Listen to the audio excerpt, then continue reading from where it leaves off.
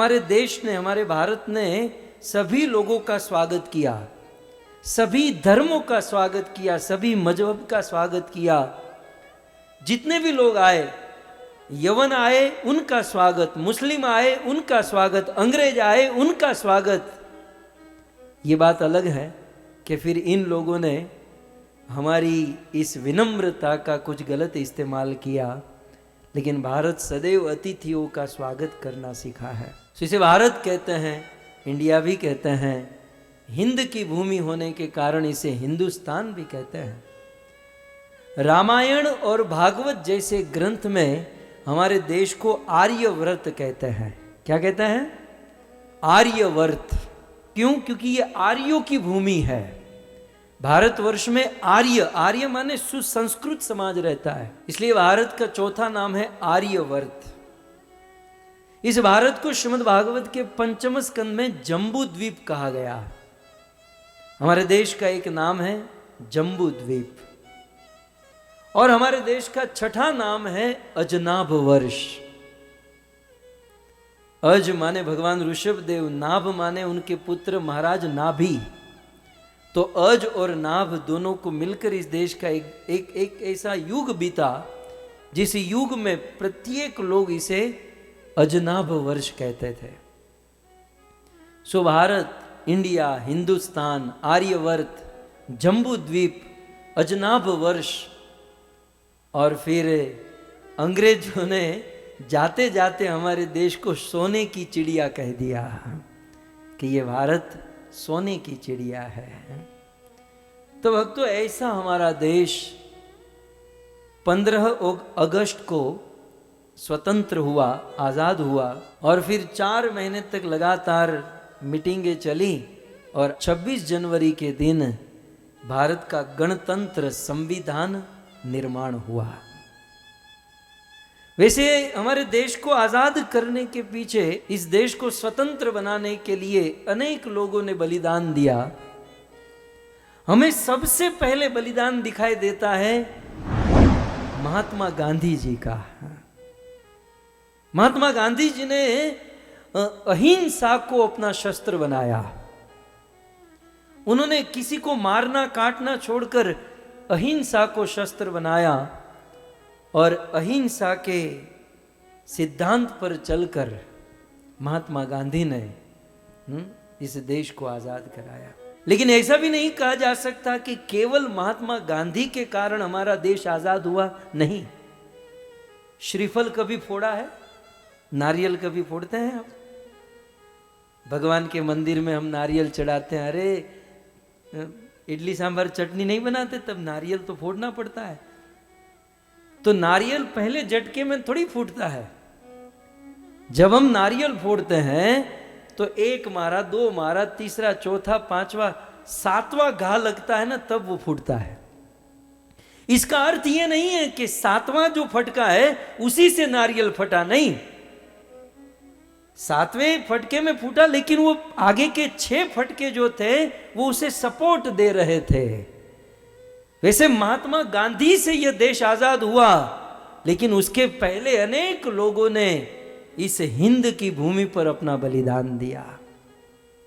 मैं यदि कुछ बातों को स्मरण करूं तो हमारे भारत की आजादी में बहुत बड़ा हाथ रहा बड़ी वीरांगना श्री रानी लक्ष्मीबाई, जो झांसी की रानी हुआ करती थी, और उन्होंने अंग्रेजों के चंगुल से अपने भारत को बचाने के लिए एक बहुत बड़ी जंग छेड़ी। ये उन दिनों की बात थी 1858, 1858 में उन्होंने भयंकर युद्ध किया। और रोंगटे खड़े हो जाते हैं जब हम याद करते हैं भगत सिंह, सुखदेव, क्या क्या बलिदान दिया, हमारे भारत को स्वतंत्र बना। आज हम और आप बैठकर शांति से कथा सुन रहे हैं, धर्म कर्म कर रहे हैं। भक्तों, इसके पीछे अनेक लोगों का बलिदान है। कई माताओं के बेटे इस पर बलिदान हो चुके, कई पत्नी के पति चले गए, तब जाकर आज हम चैन की सांस सो रहे हैं। कम से कम साल में एक बार इन शहीदों को, जिनके कारण आज हम चैन की सांस जी रहे हैं, उनका स्मरण करना चाहिए। श्रीमद् भागवत जी में कहा, देवर्षि भूताप्त नृणाम पितृणाम, हम प्रत्येक मनुष्यों पर अनेकों लोगों का ऋण है। जिस देश में हम रहते हैं और जिस देश को स्वतंत्रता दिलवाई, उन शहीदों का ऋण भी हमारे मस्तक पर है। हम उनको क्या दे सकते हैं? हमारे पास ऐसा क्या है कि उन शहीदों को हम कुछ दे सके? हम शब्द रूपी, स्मरण रूपी श्रद्धांजलि के फूल इन शहीदों के चरणों में चढ़ा सकते हैं। तो मैं केवल स्मरण करा रहा हूं महात्मा गांधी, क्या क्या उनका जीवन वास्तव में भक्त से कम नहीं था। Simple living, high thinking. वो धोती को भी दो फाड़ दिए और आधी धोती पहनते थे।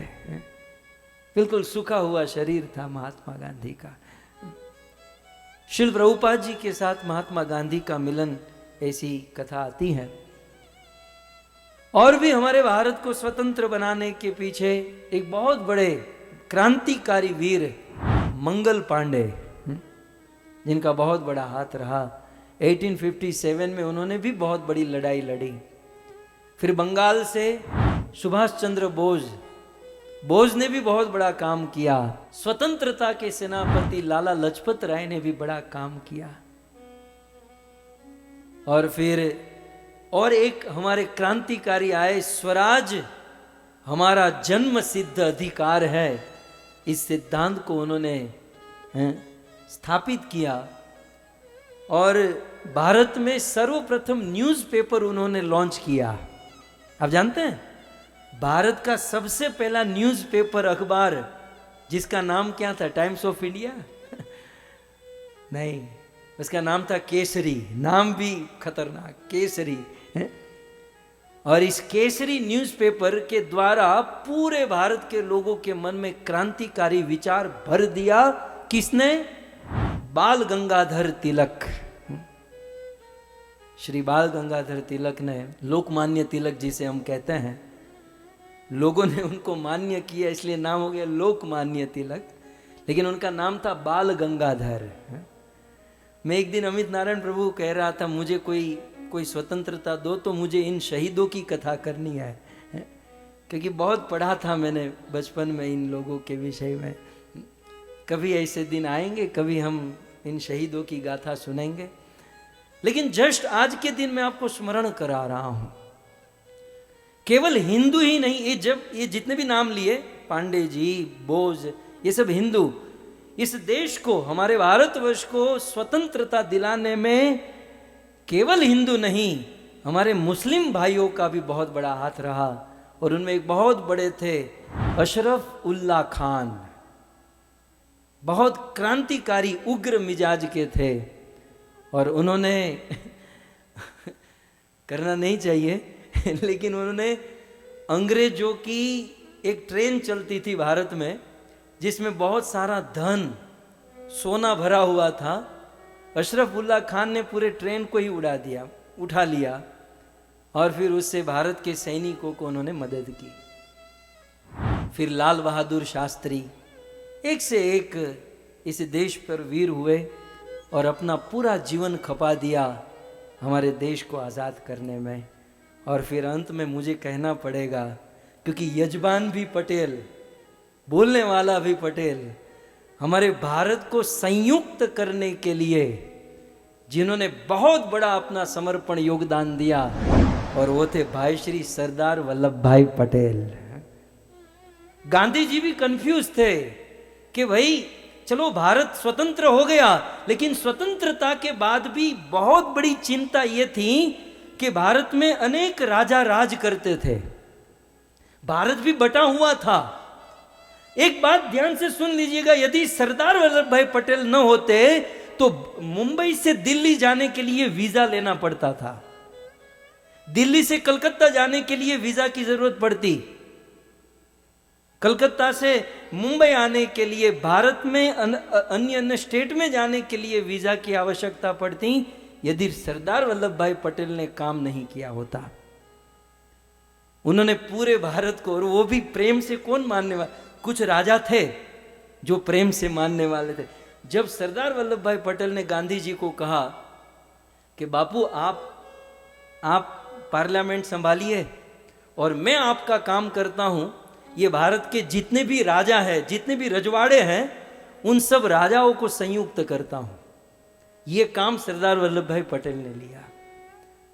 और ये बात सरदार वल्लभ भाई पटेल पूरे भारत को संयुक्त करना चाहते हैं। ये बात गुजरात सौराष्ट्र के भावनगर नरेश कृष्ण कुमार सिंह जी को पता चली। जैसे ही पता चली तो कृष्ण कुमार सिंह जी स्वयं सरदार वल्लभ भाई पटेल के पास आए। सुना है सरदार जी, आपने पूरे भारत के रजवाड़े को एकत्रित करने का आंदोलन किया है। बोले हाँ, मैंने ये सेवा ली है। तब सबसे पहला कमिटमेंट गुजरात सौराष्ट्र भारत भावनगर के राजा कृष्ण कुमार सिंह जी ने अपना रजवाड़ा जमा करा दिया। ये लीजिए, यदि आपको संविधान बनाना है तो मैं भावनगर पहले आपको अर्पण करता हूं, नोट कीजिएगा। अब वहां पर एक छोटा सा प्रसंग है। सरदार वल्लभ भाई पटेल ने कहा, कृष्ण कुमार सिंह जी, आप पूरा भावनगर नरेश हो और सारे रजवाड़े आप मुझे दे रहे हो, सारे गांव आप मुझे दे रहे हो, 2-5 गांव तो आप रख लीजिए, क्योंकि आपको भी अपना जीवन, अपना फैमिली चलाना है। तब उस समय भावनगर नरेश कृष्ण कुमार सिंह जी ने इतना ही कहा था कि पूरा हाथी तो मैंने आपको दे दिया, अब पूंछ के लिए मैं मेरा मुंह क्यों बिगाड़ूं। मैं खेती करके अपना जीवन बिता लूंगा, मैं स्वयं हल चलाऊंगा और पत्नी बच्चों का जीवन चलाऊंगा, लेकिन आप ये जो कार्य कर रहे हैं संयुक्त भारत, ये आप आगे बढ़िए। तो पहला गुजरात जमा हुआ और फिर करते करते हैदराबाद लास्ट में। ये बहुत बड़ी गाथा है भारत की, ये सुनोगे बड़ा आनंद आएगा आपको। हैदराबाद का राजा मानता ही नहीं था कि मैं नहीं दूंगा, मैं मेरा राज्य मतलब वो हैदराबाद स्टेट में जमा नहीं कराऊंगा। तब सरदार तो सरदार थे, सरदार वल्लभ भाई पटेल ने शाम दाम दंड भेद करके जैसे तैसे भारत के सारे राजाओं को कन्विंस किया, एकजुट किया और सबको एक छत के नीचे लाकर भारत का संविधान निर्माण किया। तो ऐसे सरदार वल्लभ भाई पटेल, महात्मा गांधी और भगत सिंह, सुखदेव, ऐसे इतने इतने लोगों ने जब अपनी कुर्बानी दी, तब जाकर हम और आप चैन की सांस जी रहे हैं। तो ज़्यादा तो कुछ नहीं कर सकते, बस ऐसे शहीदों को, जवानों को हम याद करें। हे मेरे वतन के लोगों, जरा आँख में भर लो पानी, जो शहीद हुए हैं उनकी जरा याद करो कुर्बानी। जब घायल हुआ हिमालय, खतरे में पड़ी आजादी, जब तक थी सांस लड़े वो, फिर अपनी लाश बिछा दी। संगीन पे धर कर माथा, सो गए अमर बलिदानी, जो शहीद हुए हैं उनकी जरा याद करो कुर्बानी। शायद ये भजन, मैं तो इसे भजन ही मानता हूं, प्रदीप जी ने लिखा है। क्या शब्द का इस्तेमाल किया प्रदीप जी ने। वो कहते हैं, जब देश में थी दिवाली, शब्द के ऊपर गौर फरमाइए, जब देश में थी दिवाली, वो खेल रहे थे होली। जब देश में थी दिवाली, वो खेल रहे थे होली। जब हम बैठे थे घरों में, जब हम बैठे थे घरों में, वो झेल रहे थे गोली। थे धन्य जवान वो अपने, थी धन्य वो उनकी जवानी। जो शहीद हुए हैं उनकी जरा याद करो कुर्बानी। कोई सिख कोई जाट मराठा, कोई सिख कोई जात मराठा, सरहद पर मरने वाला हर वीर था भारतवासी। जो खून गिरा पर्वत पर वो खून था हिंदुस्तानी। जो शहीद हुए हैं उनकी जरा याद करो कुर्बानी। थी खून से लथपथ काया, फिर भी बंदूक उठा के, क्या वीरता है। थी खून से लथपथ काया, फिर भी बंदूक उठा के 10-10 को एक ने मारा, फिर गिर गए होश गवा के। 10-10 को एक ने मारा, फिर गिर गए होश गवा के। जब अंत समय आया तो कह गए अब हम मरते हैं। खुश रहना देश के प्यारो, अब हम तो सफर करते हैं।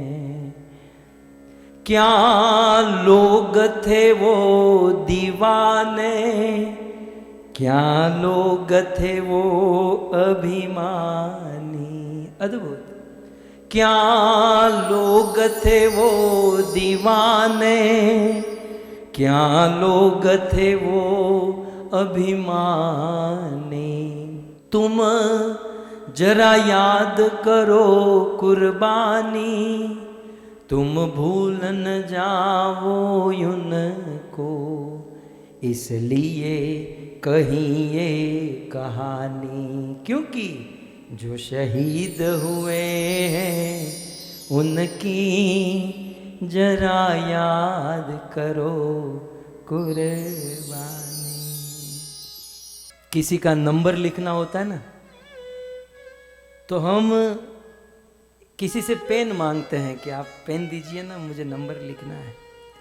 और थोड़ा सा लिखकर फिर जब पेन वापस करते हैं ना, हम थैंक यू बोलते हैं। एक छोटा सा नंबर और आधे मिनट किसी की पेन यूज कर दी तो हम उसे धन्यवाद करते हैं। इन वीरों ने हम लोगों के लिए अपना पूरा जीवन ही खपा दिया, अपना जीवन ही नष्ट कर दिया।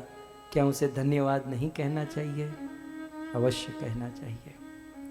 सो इन सभी वीर जवानों को याद करते हुए, इसे श्रद्धांजलि देते हुए और हमारी साधना और भक्ति का कुछ अंश इन लोगों को प्रदान करते हुए 15 अगस्त को हमारा देश स्वतंत्र हुआ और हम लोग बड़े आनंद और उत्साह से ये उत्सव मनाते हैं। लेकिन भक्तों, इससे भी यदि हम आगे बढ़ें तो 15वीं अगस्त को हमारा केवल देश स्वतंत्र हुआ, जीवात्मा स्वतंत्र नहीं हुआ। क्या है ना, जो स्थूल बुद्धि के होते हैं उसे मोटी मोटी बड़ी बड़ी चीज दिखाई देती है, लेकिन सूक्ष्म वस्तु नहीं दिखाई देती। इसलिए देश को आजाद करने के लिए बड़ा परिश्रम किए, बड़ी मेहनत किए, होनी चाहिए, और देश स्वतंत्र हुआ।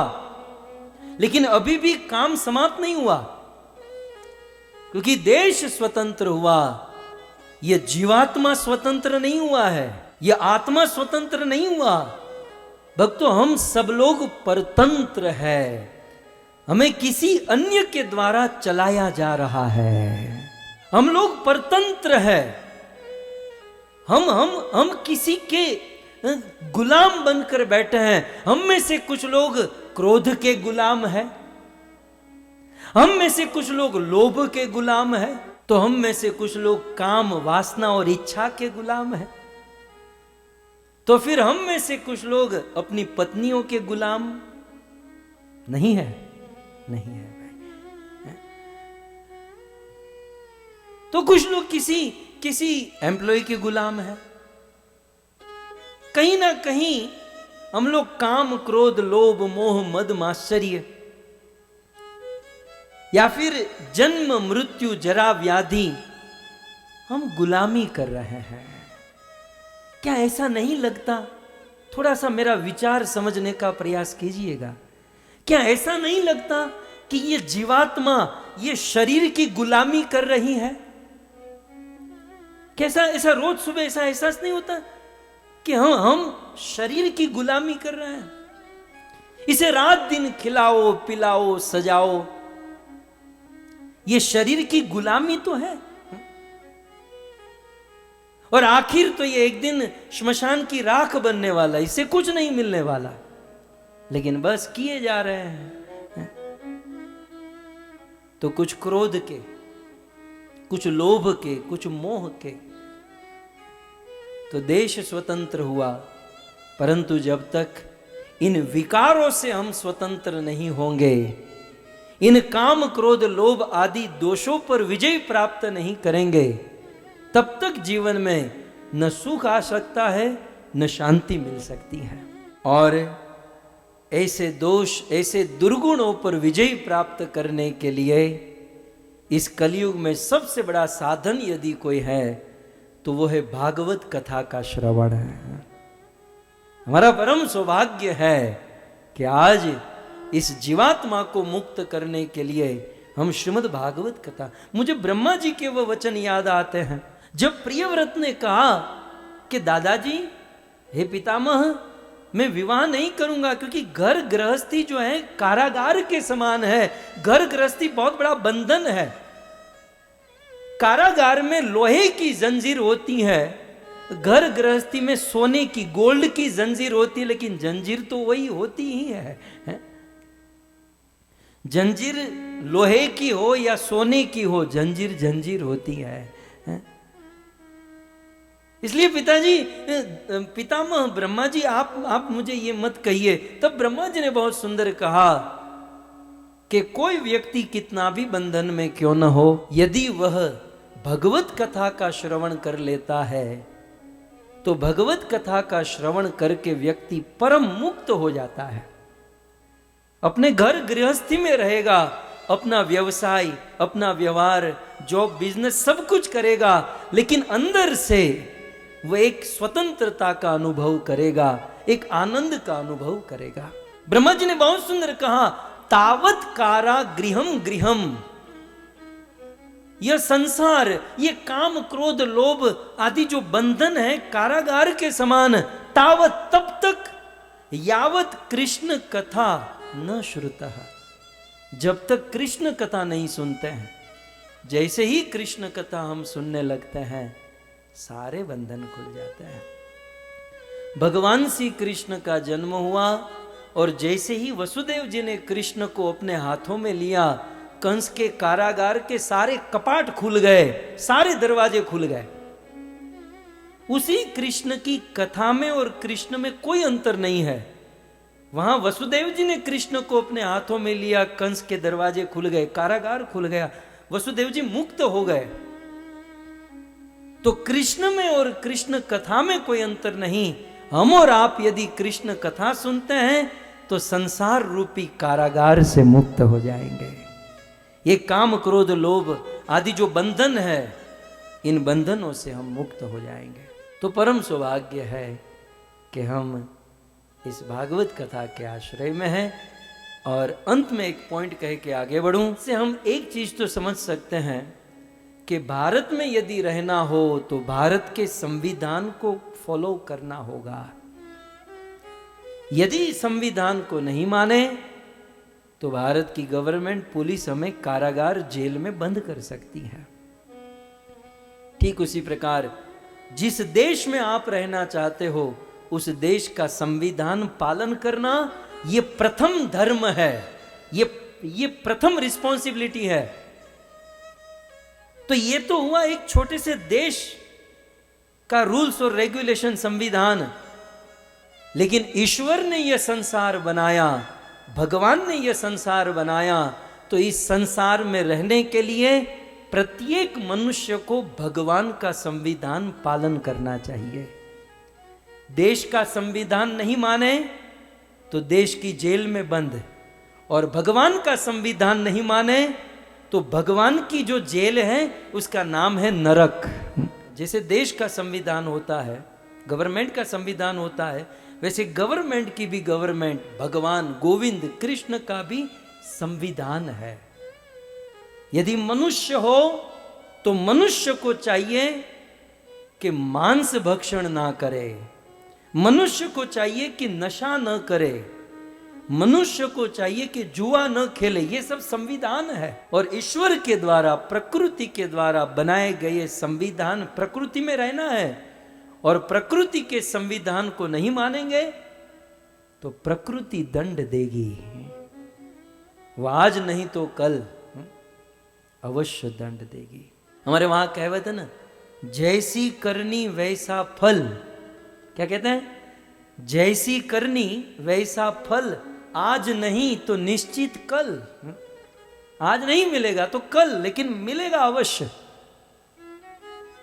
देश की गवर्नमेंट से बच सकते हैं, लेकिन ऊपर वाली जो गवर्नमेंट है ना, उससे हम और आप बच नहीं सकते। सो इस प्रकार से हम सब परम सौभाग्यशाली है, क्योंकि हम भागवत के आश्रय में है।